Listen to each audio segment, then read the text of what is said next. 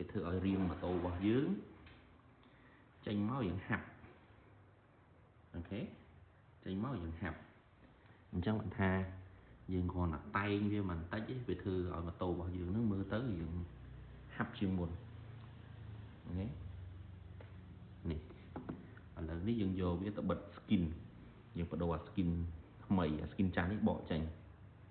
ឬមួយយើងបិទពីលើទៅហើយយើងបិទ skin ថ្មីហើយលេងតែមកដល់នេះអញ្ចឹងចាំមើលតើវាចេញជាskin របៀបម៉េចអូខេតោះអញ្ចឹងចាំមើលតាមដានអ្នកនរគ្នាតើវាចេញរបៀប